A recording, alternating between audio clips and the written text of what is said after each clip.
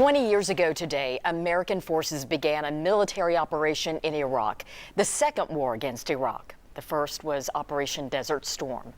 Bombing campaigns hit the capital of Baghdad, all to topple the empire of Saddam Hussein. It was believed he secretly hid weapons of mass destruction, which were never found.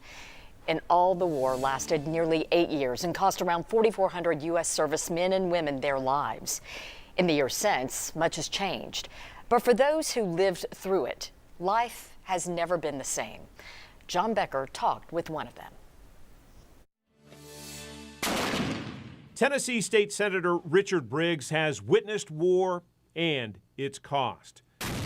Dr. Briggs served as senior trauma surgeon at the largest combat hospital in Baghdad. The Army veteran also served during Operation Desert Storm in the early 90s, but he says this most recent war with Iraq was different. The one thing that was a little bit of a surprise, and this is a tactical issue, in Operation Desert Storm in 1991, we had about a month's worth of preliminary bombing, obtaining air superiority, whereas this time when the war started, the ground war started immediately.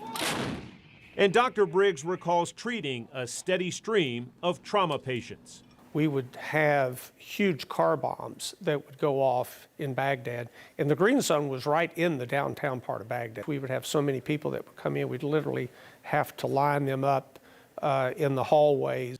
One of those patients stands out, veteran journalist Bob Woodruff.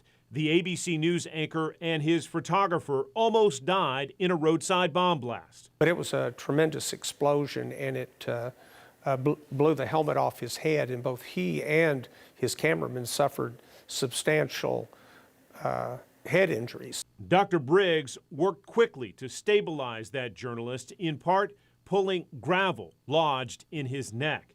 Dr. Briggs wasn't sure Woodruff would survive.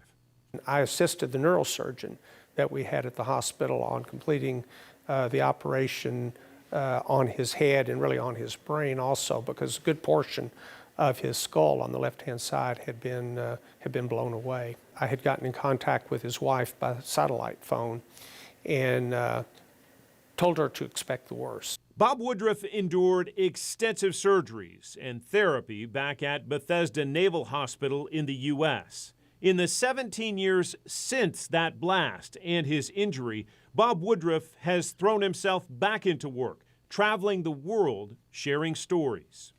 Sometimes I really like being wrong as a doctor because, and I think there were a lot of doctors who were amazed by this, not just me, but he hasn't made 100% recovery, but I would say he's 90 or 95% recovered from this. For Senator Briggs, reflecting on the 20 years since the start of the war in Iraq brings one thing to mind, a reminder that young men and women still heed the call to serve their country.